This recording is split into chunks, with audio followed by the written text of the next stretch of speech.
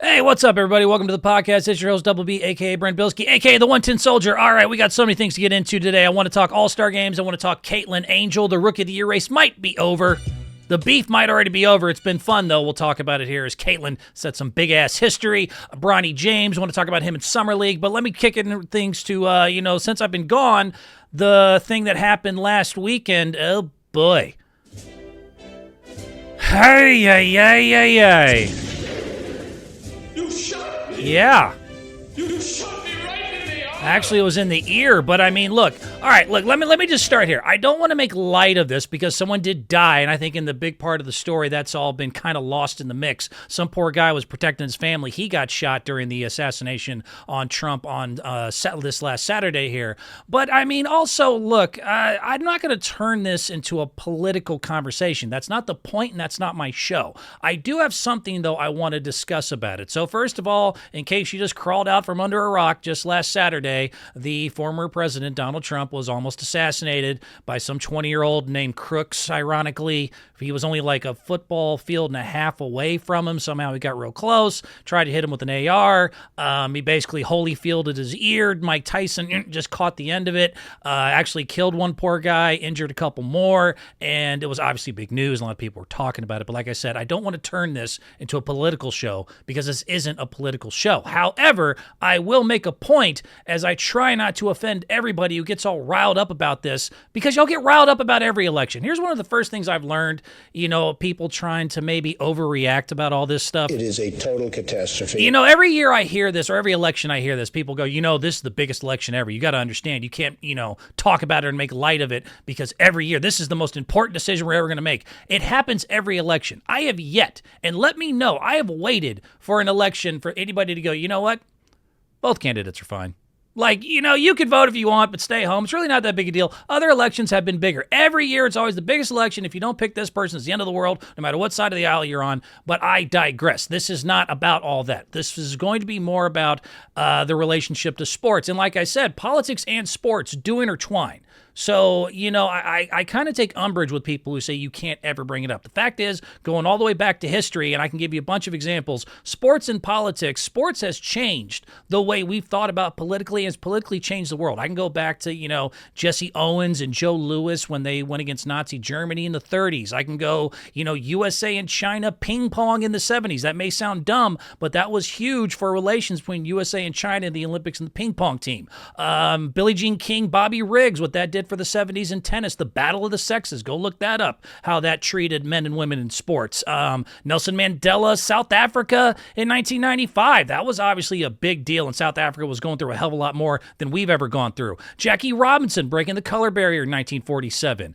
Major League Baseball again after 9/11. My point is that I can give you example after example of how sports and politics intertwine. However, this is not about that today. What I'm going to talk about today is whether you thought what happened last Saturday was good, was bad, it was real, it was staged, it was, it should be about this issue, gun control. Here's my opinion. I'm not getting into any of that shit. It has nothing to do with it. I want to talk about, as I'm going to have Mateo put up this first picture here, the power of the photograph. Mateo, actually go back to that last one here. The power of the photograph. And this is something I've learned through sports. So again, I'm not going to ruffle your feathers. This is all about just what I've learned about the power of the image and what it can do, man. One picture, it's fascinating. Picture's worth 1,000 words, they've always said. But I've seen it in sports change the story. And so, again, right or wrong, left or right, that photo with the bloody ear and the thing and the flag, I mean, it gave me the stone cold. The first thing I thought of when I saw it, I was like, oh, shit, Donald just had a stone cold moment. Like when he was bleeding in the sharpshooter. So I have that one up there. But, I mean, I can give you example after example of how sports, and there's been just certain images throughout the years that have not only defined the legacy, but have, again, changed the narrative and the outcome. One of the ones I have up there, Bronny Chastain, women's soccer, 1999. Not everyone cared about women's soccer. This was only the second World Cup after she hits the penalty kick. And that photograph where she's sliding, she takes her shirt off and she's flexing, that was huge for women's soccer. That is still the first thing I think of when I think about Women's World Cup. I think of Bronny Chastain, who is not the GOAT of women's soccer, but that photo is indelible. It is something that you just remember. It clicks at what makes you think about about it, and it took women's soccer to another height at the time when it was still very, very unpopular. Ali Liston, when he stands over Liston, the 1965 rematch. A lot of people forget this is right after he changed his name from Cassius to Ali. But, I mean, the photo makes it look like that he just knocked the shit out of old Liston there. That's not true at all. Most people will go back and tell you that fight was most likely fixed. That was a phantom punch. But when I think of Ali and the Liston and the battle, and especially if you haven't seen the actual fight, people think about him standing over him demonstrative. And he's not even being demonstrative. He's even yelling at Liston, according to the story now, is that, hey, get up, man. I barely even touched you. But when you think of Ali, you think of him standing over Liston being, dominant, and it wasn't even really the case. Pete Rose, when he knocked out Ray Fosse, this is 1970, I want to believe, the All-Star game. And, the catcher's blocking the plate. Ray Fosse comes in, Charlie Hustle smacks into him. That's what the legend of Charlie Hustle and the nickname came from.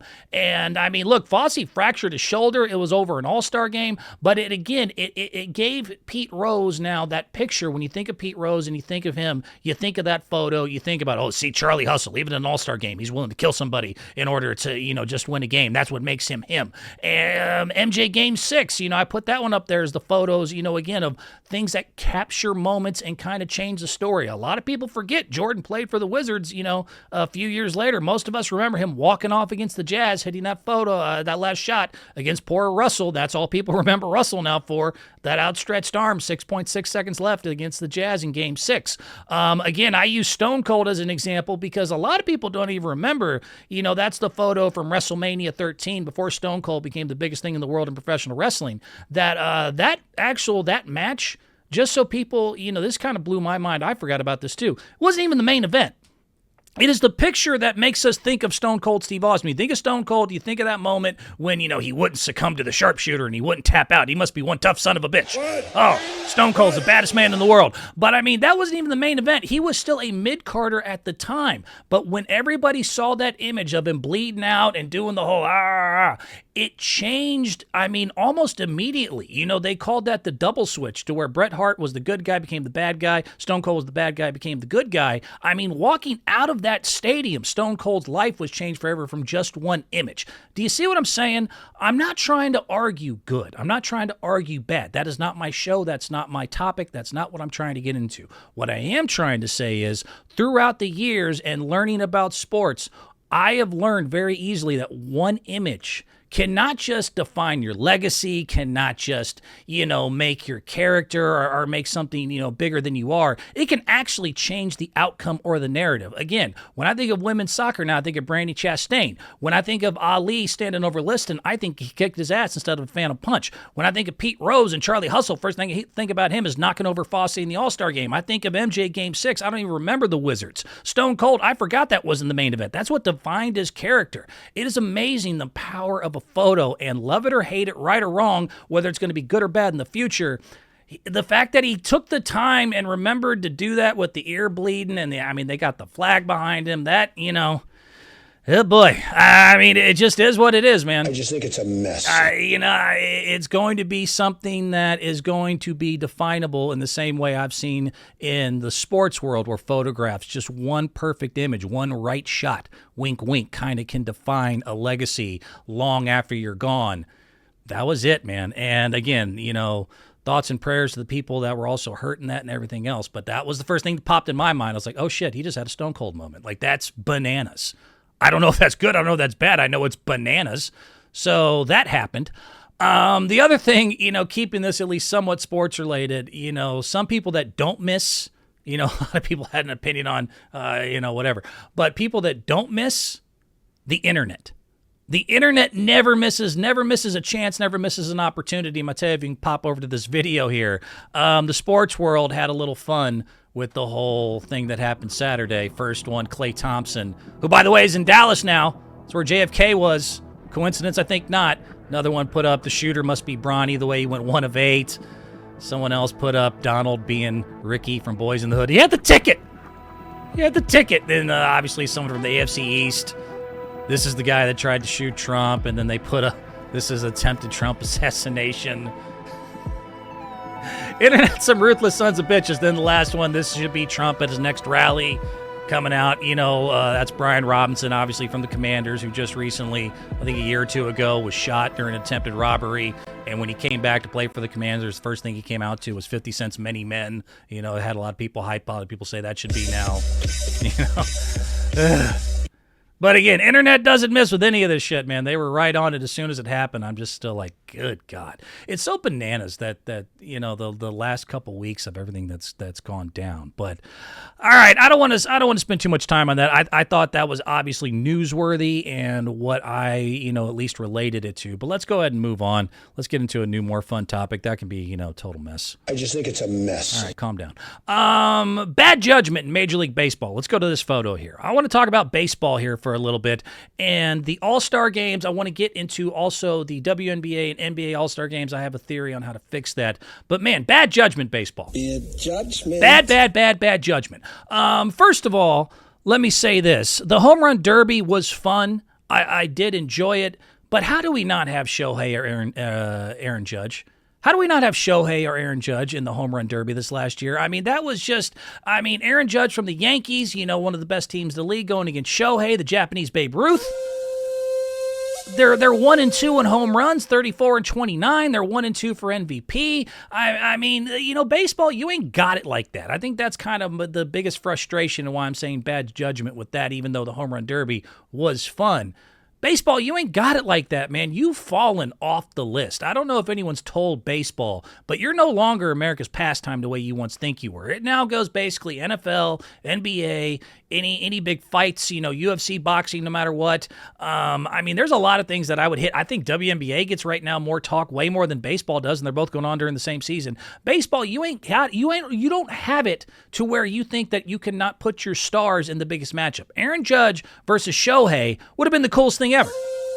The Yankees, Dodgers, Japan, America, the two home run leaders, two biggest franchises. That would have been beautiful. You missed out on that opportunity. Shohei said, the elbow. Aaron said, I won't do it again until it goes back to New York. Still, if I was the commissioner, I would have said, bullshit, you guys are competing. We need ratings. We need eyeballs. That would have been perfect. The next thing that pissed me off, and this one is a big one. This is why, baseball has lost me. I can barely watch it, but man, this new age nowadays, I hate you guys. I hate. This epitomizes everything I'm talking about. A lot of y'all, may know what I'm talking about with the new pitcher from the Pirates, Skeens, who just had a great, debut in the All-Star game. He was the 5th ever rookie from the Pittsburgh Pirates. This guy has had one hell of a year. He gets drafted, I believe, number 1 overall. He goes to Pittsburgh. He's been the hottest thing going. He's like at least Linsanity or, got some Caitlin Clark kind of hype to him going on right now in Major League Baseball. And so he's pitched for the Pirates the other day. This is before the All-Star game and everything else, and this is what I'm trying to get into. And that manager, that pipsqueak behind him, Derek Shelton, Okay, so there were, again, he's like 6-0 so far, having a hell of a year. He's dating Olivia Dunn. He's the hottest thing going, and it's the Pittsburgh Pirates. No one's giving a shit about the Pittsburgh Pirates other than outside of Pittsburgh, and I don't even really think in Pittsburgh for years. This kid is off to a 6-0 start, and then he gets up to his next game, and he was just about to pitch. He was 7 innings in to a no-hitter. Let me get to the story now. Paul Skeens, the hot rookie, was into the 7th inning and was pitching a no-hitter. And because of all the nonsense with today's baseball, and not just baseball, but every sport with you got to worry about rest and this and pitch count, they decided to take him out after the 7th inning. It would have been the first no-hitter pitched in Pittsburgh since 1997 and would have been a, even bigger moment for a guy who was already kind of the hottest story going, and they took him out even though nobody hit him because baseball sucks nowadays. You'll overthink everything and you piss me off. I don't know why y'all thought this was a good idea. And Skeens did his best afterwards when they asked him about it. He's like, yeah, I get it. The pitch count, I was up to 98 pitches and we got to be able to, keep me fresh for the whole season. That is such horseshit. First of all, the fact is he had only pitched 98 pitches that day. And so in 7 innings, 98, divide that by 7, he's averaging 14 pitches, per inning. He at least had a chance to do something that hasn't been seen in Pittsburgh since 1997 and only needed 28 more pitches, probably tops to get it done. and at least let him wait till he gets a hit. At least give him a chance to make history. I just don't understand. And you almost lost. That's the other part that's forgotten in the story as we moved along as the news cycle continues. The very second they took out this dude who was throwing bullets over 100 miles an hour, had a no-hitter going in, could have made history for the first time since 1997, the very next batter, the next pitcher, got hit. And then the bases were loaded. They barely got out of that jam. They almost lost the damn game. And don't tell me, even though there's 162 games, that every game doesn't matter in baseball. I remember just from last year when the Astros and Rangers, they ended up, I believe, tied at the end of the season. So every single game matters. But not just that. It's just, dude, again, baseball, you ain't got it. You're not that popular. You finally have somebody popular. And you give him a chance to make all-time history, and instead you yank his ass out of the seventh because your precious pitch counts, which, by the way, don't work. And that's the other part I don't understand. I see people get injured all the time. Like, where is this? Same thing with NBA and the load management and all that. You can take your load and do what you pause with that. But you know what I'm saying. All this new science about you got to rest people and watch their pitch counts, make sure they do this and don't overexert themselves. It's not even working. It's not even working. Nolan Ryan, just so you know, pitched till he's like 117. Not really, but he pitched 27 years, and he pitched 222 complete games.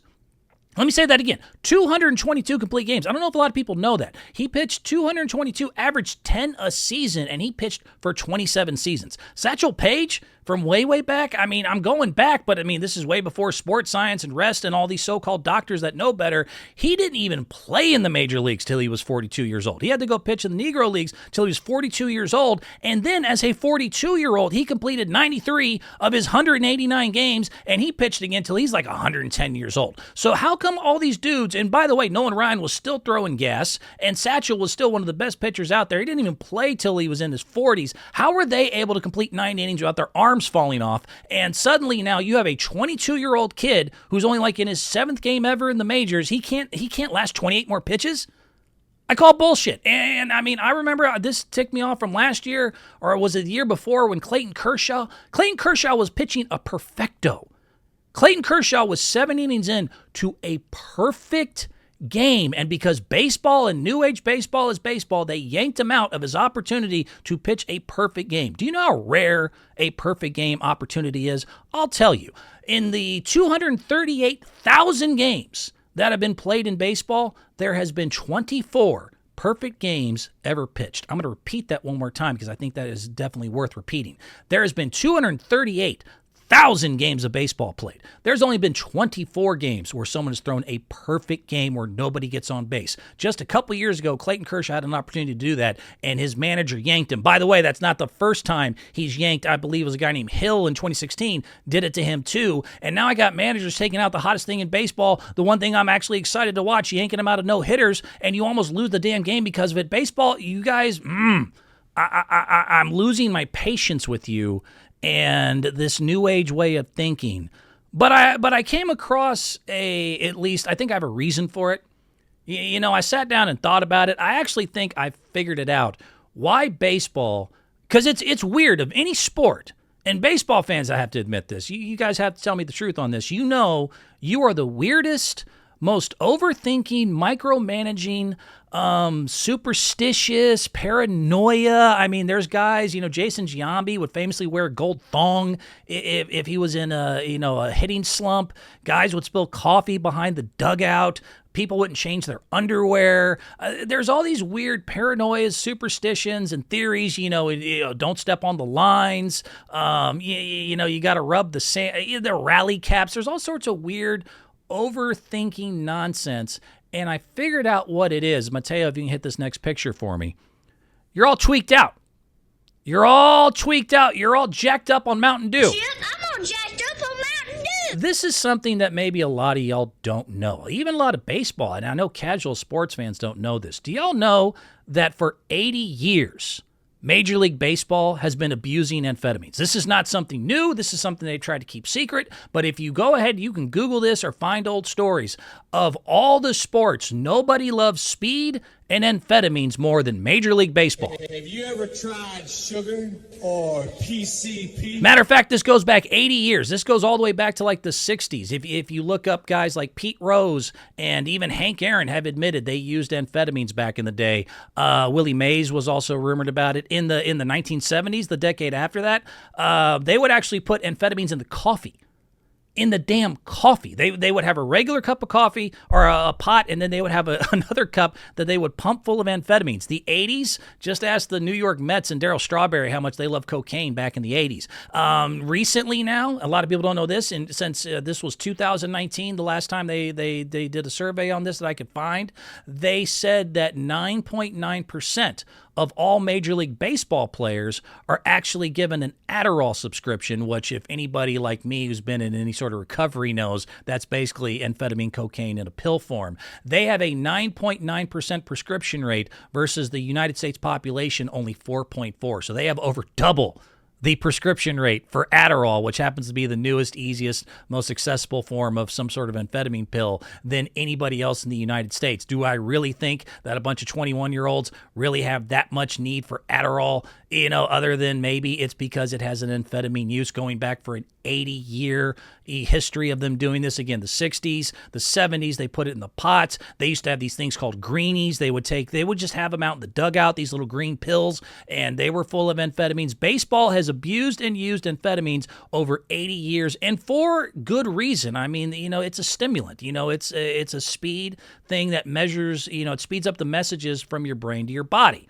Ask anybody who's ever been jacked up on a little Mountain Dew. Chip, I'm all jacked up on Mountain Dew. Speed is very useful in baseball besides getting through the long games and the grind of all of it. When your brain's going faster, you can process things quicker. So like a fastball coming at you comes at you just a little bit slower. You can go look up stats that prove the times they've tried to really ban amphetamines and put big pushes on it. Home run and hitting has gone down the subsequent years. It is a constant and continual problem that has changed again from the pill to the coffee to the cocaine, then now suddenly the Adderall prescriptions being double the United States population. And so this is at least I figured out exactly what's going on. You guys are all tweaked out. I'm telling you, I mean, I don't know if you know anybody, get a bunch of tweaked out people sitting in a room where they have a lot of free time like baseball players do, where you got to sit in between at bats and wait around for the next thing. You're going to come up with some weird-ass theories, and you're going to overthink, and you're going to micromanage, and you're going to sit there and be like, you know what? The lefty versus righty, we got to do something about that. We got to pour coffee behind the dugout. I got to wear a gold thong. I got to do something to, you get a bunch of tweaked out people sitting around together. You can come up with some weird-ass thoughts. So I figured it out. You guys are just way too hopped up and bored, and so this is why you guys overthink, micromanage, and kind of screw up your sport. But it still makes it suck for me because I don't really enjoy watching you guys as much as I used to. And pulling people out of no-hitters, complete games, perfect games is just, you don't got it like that. I don't know what else to tell baseball. You just don't have the popularity, even though you might be making money and everything else. You guys cannot pass up opportunities, and it's not even proven. I feel like I'm all jacked up. I feel like I'm fired up on PCP. Have you ever tried sugar or PCP? Doesn't matter. Bad judgment, and I figured it out. You're all tweaked out of your minds. Let me move on to the next topic here. This will be fun. WNBA All Star Game is this Saturday. I am looking forward to this. WNBA All Star Game is this only happens every 1 of 4 years, and it's just, again, perfect timing. Gotta love the basketball gods here.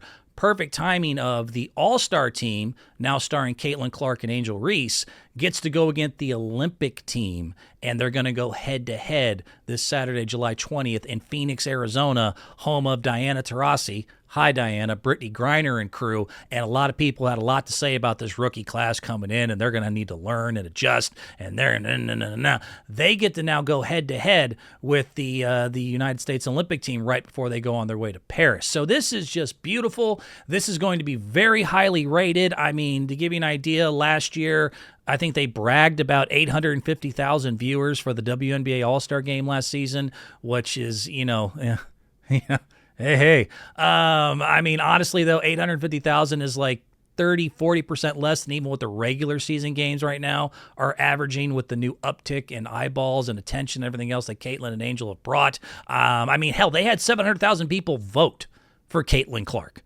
I'm sure we're going to get more than that to at least watch the game. So that's going to be crushed. The record or this is the best we've had in like 18 years, 850,000. That's going to be crushed. When you consider we had 700,000 people vote for Caitlin Clark in the All-Star game. And to give you an idea just how big of a deal that is, so again, Caitlin was the leading vote getter. Just to give you an idea of the attention and eyeballs, 700,000 people voting for her. The year prior to that, the top vote getter was A'ja Wilson, who is the best player in the WNBA.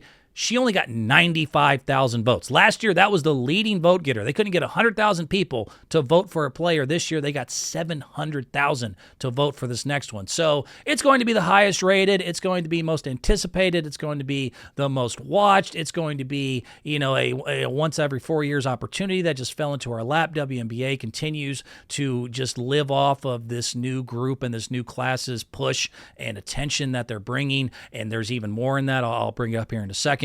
But again, you consider the WNBA's average viewership right now is 1.4 million, and Angel and Caitlin, when they played against each other, was 2.3 million. There's no way in effing hell they're not going to beat 850,000. Probably going to decimate it.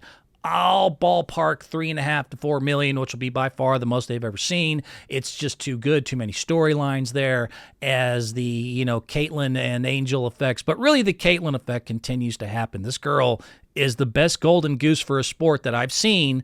The only other two I can compare it to was Tiger Woods in golf back in the early 2000s. I think a lot of people remember that. Suddenly everyone gave a shit about golf.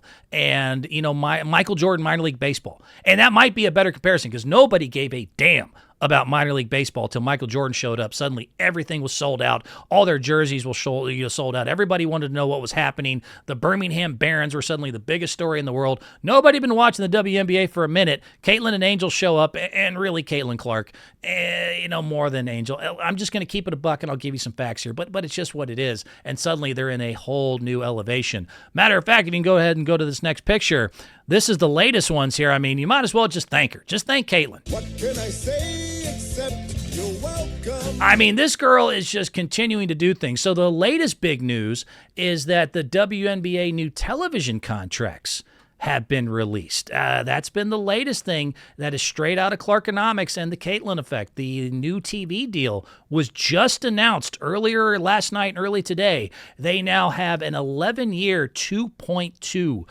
billion deal, television deal that is now up 500% from their previous contract. NBA only went up 150% because of Caitlin specifically and Angel and some other girls as well. They are now up 500% in their new television deal. They're going to get $2.2 billion over the next 11 years. That's going to either quadruple or quintuple the amount of money they're making, and they're finally, for the first time in WNBA history, are going to not just be profitable, they're going to be able to give raises. Money.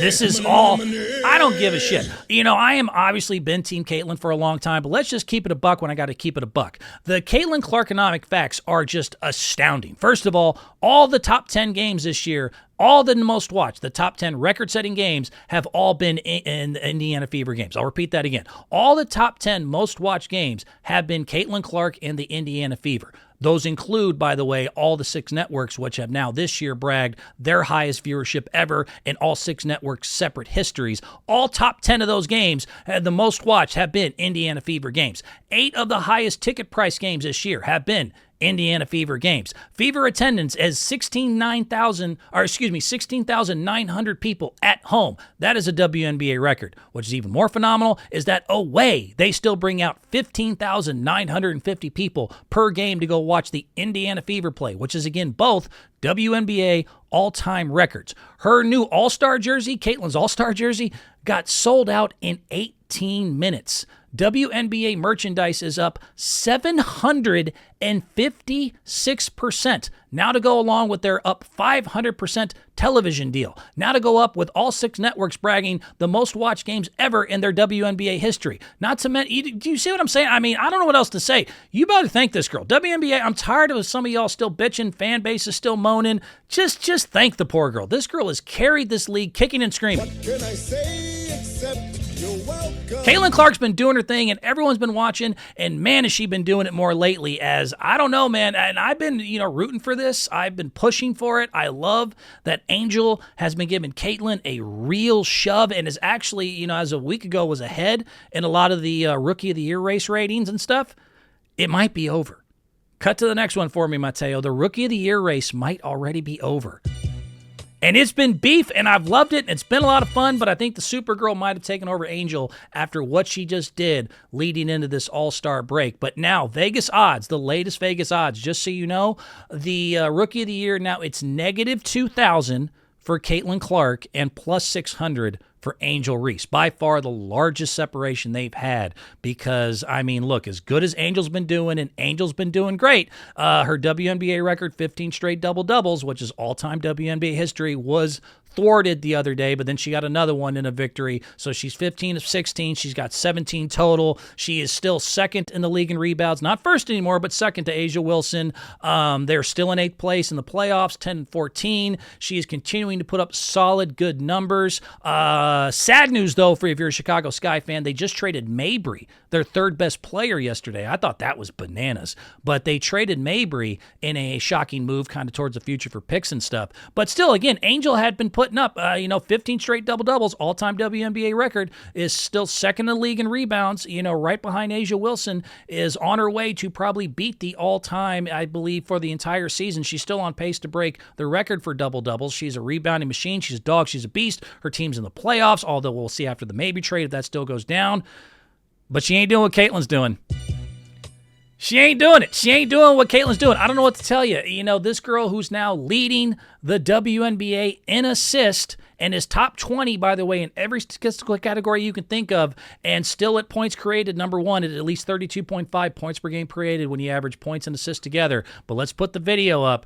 This one last night, I know it was in a loss. But Caitlin, the first girl to ever get a rookie triple-double, now broke the all-time WNBA record last night, 19 assists in a game, the all-time record, and did it scoring 24 points as well. How good is that? Again, I talk about points created, averaging points and assists. She was personally responsible last night between her points and assists for 66 of their 93 points. That is also a WNBA record. No one's single-handedly been responsible for 66 points in a game the way Caitlin Clark was just last night. She is now she now has her third 20-10 game in this season. Only one has ever happened for any other rookie in league history. She's the only one other than Vandersloot in 2018 to have 20 points and 15 assists in the game. She's already 13 assists, only 13 left away from the rookie record. So, I don't know what to tell you. It's the all-time WNBA record.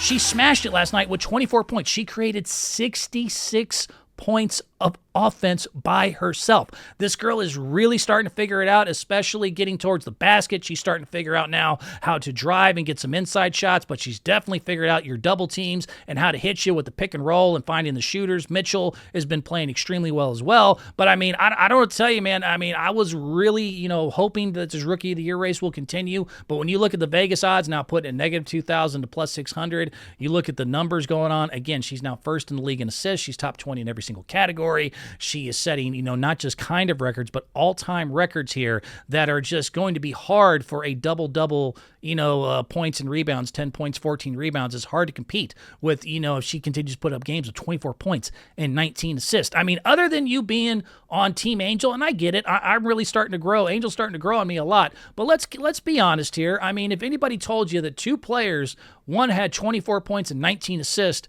and the other one had 24 points and 19 rebounds, who was more impactful? Unless you're on Angel's side and you want to play stupid, you're going to have to sit there and tell me the truth. You're going to have to tell me that obviously creating 66 points of offense is more important than having 19 rebounds. Rebounds can lead to offense. They can lead putback points. But between, points and assists, those are the guaranteed buckets. Those are the ones that actually went through the basket. As I've always said, the goal is to put the ball in the basket more than you. You really can't, you can. You'd be wrong, or you'd be a casual, or you'd just be full of shit completely. If you tried to tell me if two girls in the same game, one had 24 points and 19 assists, whereas the other one had 24 points and 19 rebounds, that they both had the same amount of impact, or that the girl had the rebounds, had more impact. You'd be lying to yourself. You'd be lying to me. You can do it, but I wouldn't recommend it. So I hate to say it. I think it might be over, unfortunately, although there's still, hey, look, there's still plenty of time. They're going to play with each other in the All-Star game. That's going to be very fascinating. I can't wait to see that because we've all created all this beef. We've all created a lot of tension between these two girls. These fan bases are rabid against each other. We don't like each other. Your girl does this, your girl does that. Your girl ain't shit. Your girl ain't shit. It's going to be fun to see if they can put everything behind them and just play some basketball together in the All-Star game because they now have a common enemy in Diana and Plum and some of the other girls who are like, oh, when y'all get here, you're going to learn that we're grown and y'all, no. So getting all that together is going to be very exciting and fun. But when Caitlin's doing what she's doing, I mean, leading the league in assists, top 20 in every category, creating 66 points in a game, setting all-time records. It's not even me just being a fan. It's just kind of what it is. And then there is the pressure, too, although they did get their television deal now signed. But, I mean, you look at the effect she's having.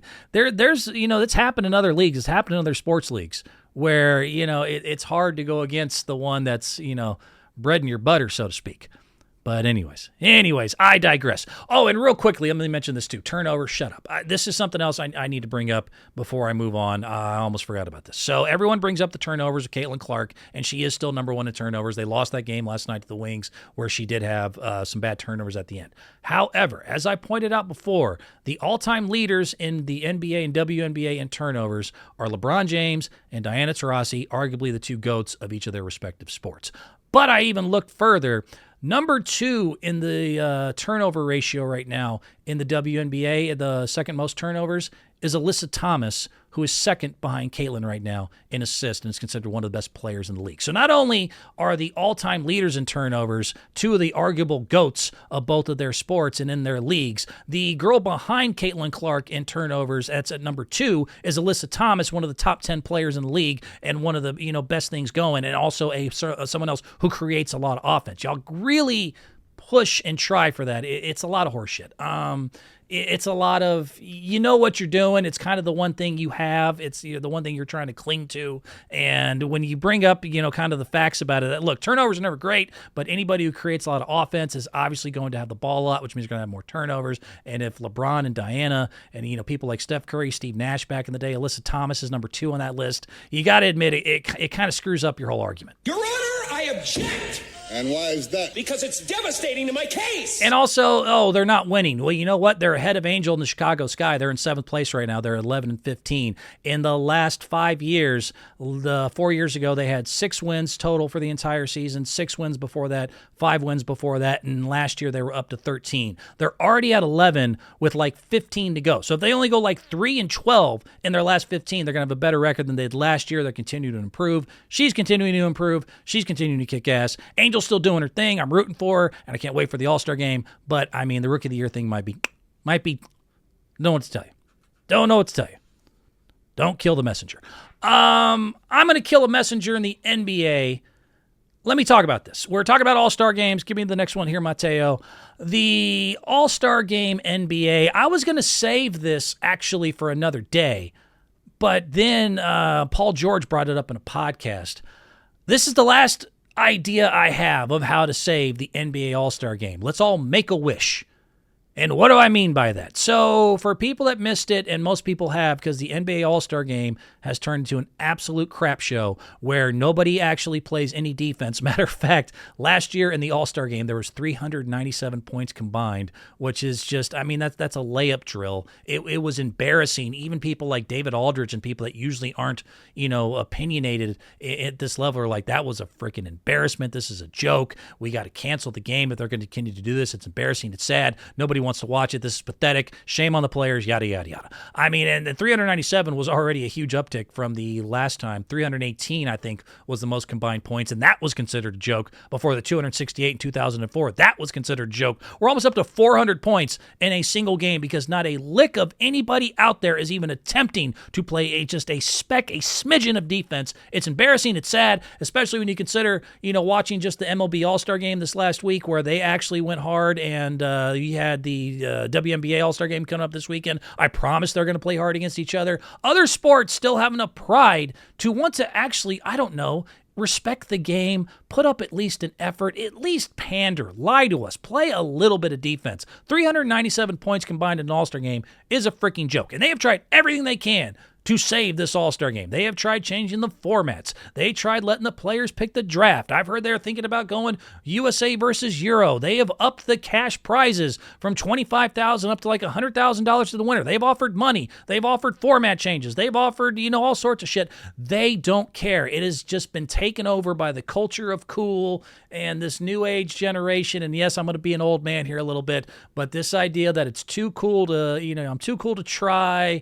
And if they're not going to try, I don't want to be the one to stick my neck out and try. We have really lost the Iversons, Kobes, Jordans, Birds, who would be, just completely clueless to anybody else. They just had to prove that they were the best on the court, wanted competition, wanted to prove that they could win against competition. We've lost all that. It's an embarrassment. It's sad. So now I want to say make a wish, but I'll get back to that picture. Let's get to this. So like I said, Paul George was on his podcast. And so I was going to save this story and this idea for later in the year, but he just did his podcast a couple days ago, and they asked him specifically about the All-Star game being so sad, Little Dicky, the rapper there. And apparently, even a pep talk and almost begging from the legends of the game was not enough to inspire them to even put up an effort in the most embarrassing All-Star game of all time. Let's see if you can hit this for me. This is, again, PG-13 on his podcast talking about this. This story, what's funny? Crazy. Not necessarily funny. But this past All-Star weekend, we had this long-ass speech, right? Yeah. All the heavyweights come down. Larry Bird, Dr. J. Drink it. They all come into the locker room, and they're like, hey, we need y'all to honor this game. We need y'all to play harder. We need y'all to go against each other. Bring back the life of All-Star games, right? Everybody was like, nah, fuck that. Totally. But it was like an emphasis going into know. All-Star weekend. I know. I heard from. But I mean, do you think that? How would you feel if instead of it being a traditional All-Star game, it was like a one-on-one tournament? I would like that. Do you think people would go hard and like with a lot of money, cash on the line? No, because it's hard enough to get people from I don't know if it's an embarrassment standpoint, but it's hard enough to get people in the dunk contest. Exactly. Like, yeah. Who's going to go on now on a one-on-one? I guess you're right. So that's a bad. But I had a great idea. What? And so they go on with other ideas. But I mean, as by the way, they continue to ask for more money and higher ticket prices. They're openly admitting that, dude, it has gotten so bad that the legends of our game came down to the locker room and flat ass begged us and said, dude, can y'all at least try? Can you show at least a little pride and respect to the league that we built? And Paul George's words said, fuck that. They all laughed at him and put up the most embarrassing All-Star game of all time. And then Little Dicky afterwards was like, well, how about if we added money? Or what if we did this? What if we had a one-on-one? He's openly admitting they all think they're too cool to try and that culture is really taken over. And so, again, they've offered cash, they've offered formats, they've offered all sorts of changes. What's the only thing left to do? I'm going to go back to that photo if you don't mind me. Make a wish. This is a last-ditch effort. It's either this or get rid of it or maybe try to move it to the end of the season, and even then I still don't think they put up enough effort. But let's just have them make a wish. What do I mean? And they actually tried this a little bit. I want to go more extreme and go Hunger Games, where they play for charities. They actually did this last year. They're so bereft of ideas and hope and just trying to come up with anything. They actually had one side, I think, played for the Boys and Girls Club, and the other side played for Special Olympics, and, everyone got $100,000, but your charity could get, $250,000, and they had to meet the kids before and do the whole thing, and they still put up the most embarrassing All-Star game of all time. So let's go more extreme. Let's go further than this, and actually we're going to lie to them. This is going to be a little bit of an experiment, but we're going to have 24 kids total, and each All-Star is going to have to spend an hour with some Make-A-Wish kid who is this close to the edge and say, you know what, whoever wins the game, 12 of these kids are going to get life-saving surgery, and the other 12 get bupkis. That's two of the problems, is that two of the charity things they did, one was for organizations, and the other, they both got guaranteed money. And then actually, we're going to give them the guarantee. We're still going to take care of them, but we're going to lie to the NBA players just as some sort of Milgram experiment thing and say, look, you won't play for cash, you won't play for pride, you won't play if legends beg you. This sick kid, Timmy, if you win, he gets surgery. If you don't, he doesn't get it. I'm out of ideas. I don't know what else to do. And I'm not, I'm 90% kidding. I'm 10% not of I don't know how you can get past this new, just young bullshit attitude of just let me just urinate on the league that pays me and the fans and everything else. I mean, maybe guilt them into playing for some sick kids. I don't know. I mean, it's either that or cancel it. Just get rid of the thing. And I mean, again, the no guaranteed money. We learned this from last year. They still didn't care because both sides still get some money. Lie to them and say, you know what? They either get everything or nothing. And 12 of these kids are going to have a great day, and the other 12 are going to suck unless you actually, I don't know, play defense for 5 freaking minutes if you don't mind, Mr. $50 million a year. Jesus H. Christ. That's my idea. I think that'll save it. Let's make a wish. Make a wish and that'll save the day. I saved the day.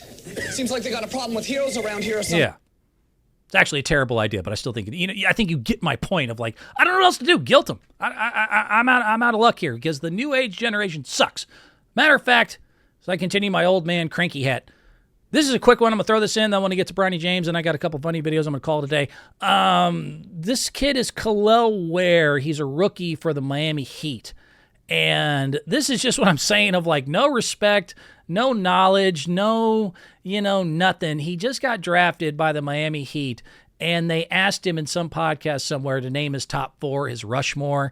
And look, everyone's entitled to opinions, but then there's kids that are just dumb as nails and just give a horrible answer. This has got to be the worst answer, and this is indicative of the attitude I'm talking about. He clearly, this is a sport he plays professionally, has no clue about anything he's actually getting into. If you can roll this clip for me, Mateo. This is again, Khalil Ware asked his top 4 new Heat rookie.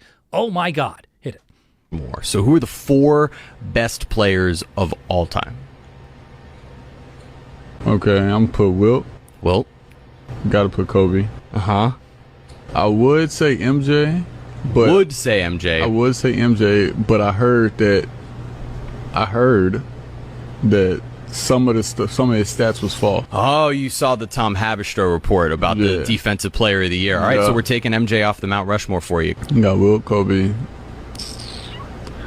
You know what? I'm gonna put Ant in there. You're putting Anthony Edwards on there already. All right, we got Anthony Edwards, and who's your 4th? For my 4th, I'm gonna say Bam.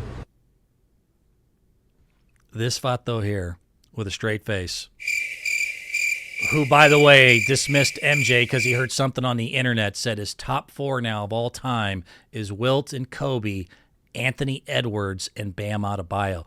I mean, even as a Heat player, if you want to kiss your veteran's ass, he's not even the best Heat player currently. Jimmy Butler is a greater Miami Heat player than Bam Adebayo. I mean, Dwayne Wade, Shaq, oh my God, these kids. This is what I'm saying. Like, if I was a general manager and I heard that, I wouldn't draft you. It sounds silly, but it's not silly. The idea that this is what you do for a living and you're that either stupid or uninformed, or, hopefully you can say you're joking. That would be where I'd go with this. But, I mean, this is this attitude, and I see this a lot. I'm dating a younger girl and talking to, people I meet younger than her. It's amazing how many people are almost proud to proclaim, I don't know anything about something that happened before I was born. It's like a weird point of pride to be like, I don't know anything past 1996 or 2002 because I wasn't born yet. I mean, it's weird to me. Like when I grew up, obviously 80s and 90s. I'm an old man, but I mean, I knew about, Bob Cousy, Bill Russell, Jerry West, Dolph Shays. Like, I mean, I can at least tell you and at least give an idea of like what I think about them and everything else. You have to be such a dip. Anthony Edwards, top 4 ever.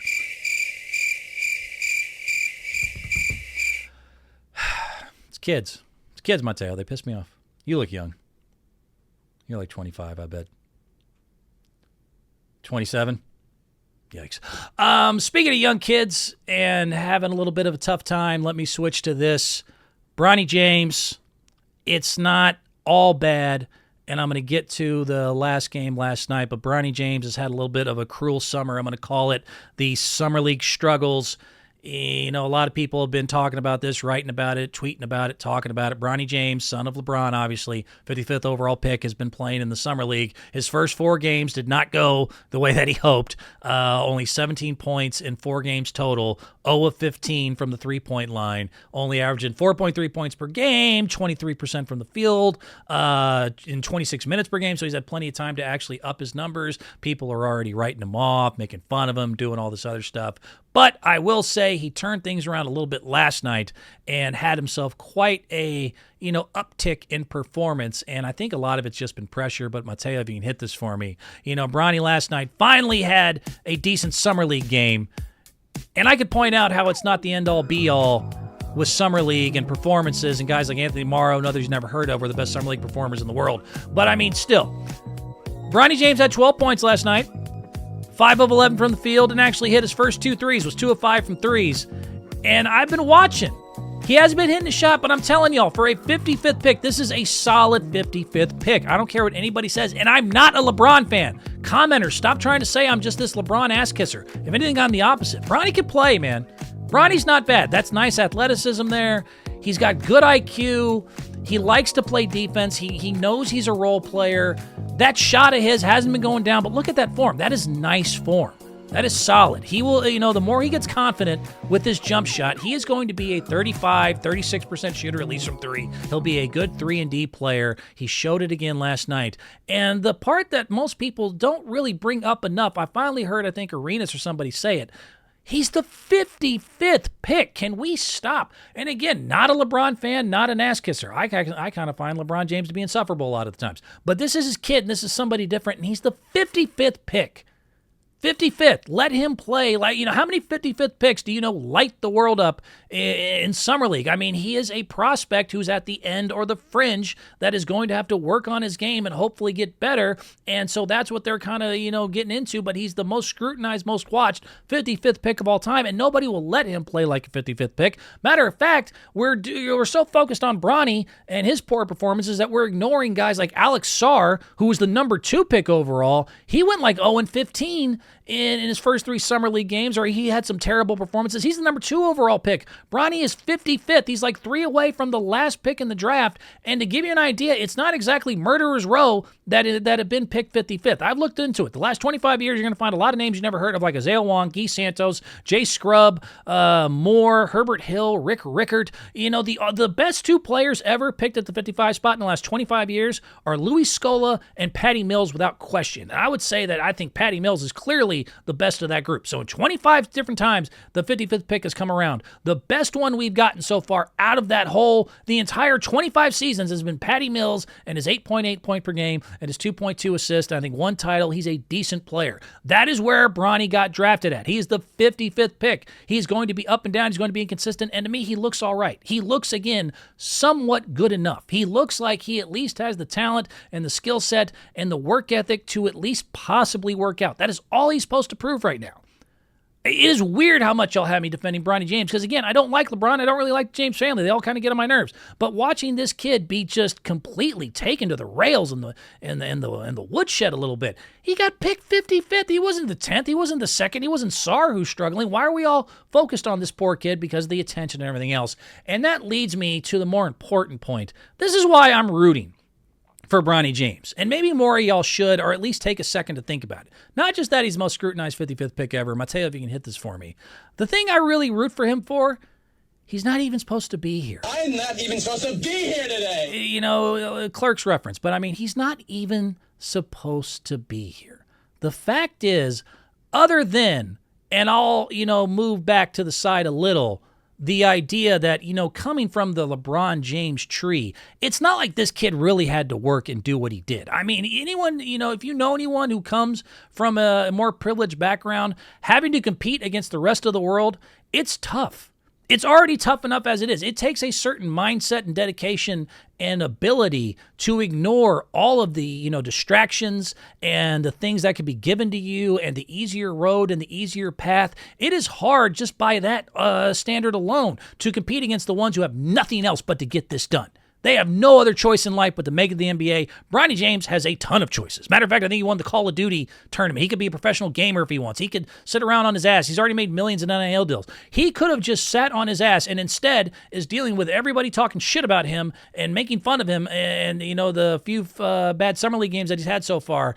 And instead of, just packing his balls, pause again. I've been having a lot of pause moments. Packing up and going home, he decided, you know what? I'm going to try this. I'm going to try to chase my dream. But the bigger thing, and I'm getting off, I'm digressing again, he's not even supposed to be here. I'm not even supposed to be here today. I cannot ignore the fact that he just had a heart attack. It wasn't even a year ago that Bronny James had a major cardiac arrest. It was July 24th. 2023. It has been less than a year that this kid who had all the privilege and all the opportunities to do anything else but work really hard at basketball at a practice at USC had a cardiac arrest where he almost died, had to spend multiple days in the hospital and receive open heart surgery. And even after all of that, and even with all of his privilege, he said, you know what? I still want to deal with all of you fans talking shit, everybody overanalyzing me, and I still want to try to, bust through my dad's shadow and make a name for myself in this league. That is something I gotta say, that's worth rooting for. And I'm not a LeBron fan. I'm not a James Gang fan. But any kid who can take every opportunity to do anything else and has a major cardiac arrest that requires open heart surgery and less than a year later is willing to put himself out there and put his best effort forward and at least try to do something is admirable. It's cool. I am rooting for this kid. I don't get how we can't separate, the fact that LeBron may get on your nerves, but what the James kid is doing is exceptional. It's different, and it's something that speaks to his character. And so, God damn it, go Bronny. I become, he might be moving quickly up the list of people I root for the most in this world because, again, he had every reason not to do it. He's rich. His dad's LeBron. He's good at video games. He's not a bad-looking kid. He made money in college. He had plenty of reason to sit on his ass, and, that alone was enough. Now he had a major cardiac arrest less than a year ago, and he's already back, and he's already trying, and he's trying to fired up today.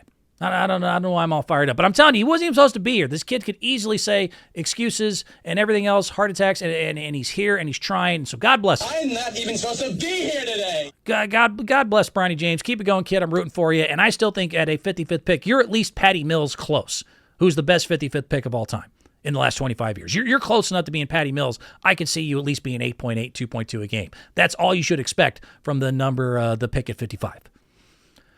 All right, I am pretty much out of time. I got a couple funny videos, and I want to go ahead and call it a day. I started off with this one. Let me see, which one did I put up first? I think I have, yeah. So this is at the Worcester Golf Club. I don't know if these two are still at large. This is the worst attempt at a robbery. Clearly no one's working at this damn store. So you got Dingle Dong and Dingleberry over here. Like $850 putters as he ever so smoothly. Yeah, no, I'm on lookout. You're good, bro. Oh, watch the nuts. There, one's in. 78 seconds later, he's jammed his hip. Clearly not professionals. I don't think Danny Ocean has anything to worry about. And they finally walk their sad old happy asses out of the store. The guy or girl who's working was asleep. I don't know. That's the worst attempt I've ever seen. They were caught, obviously, and made viral. I'm pretty sure they're in jail right now. Hopefully they're not getting, getting holes in one, if you know what I mean. I don't think you go to jail. Actually, matter of fact, I live right now currently in California. You could steal putters in front of the clerks and probably hit them with it, and they'd let you leave. The world's different, but still was pretty funny. This next one. Family from Detroit. God bless Detroit. The Belle Isle Slide is back open this Friday. It is reopening this Friday after the debacle that a lot of people maybe don't remember. This went viral at the time. The Belle Isle Slide, I just saw the news, said it's reopening Friday. And so I think hopefully they fixed their glitches. Hit it for me. Maybe some of y'all remember this. They made this metal slide. Detroit, Michigan. Come on down. They said they've slowed down the slides here a little bit, but yeah. Hopefully they've worked on this because this was... Got to be Detroit. Of course, it's Detroit. My favorite part of this is multiple times. It's not like two people ate shit and then they stopped. There's people walking up the stairs watching this. Like this guy. Watch this guy. Yeah! I busted my tailbone.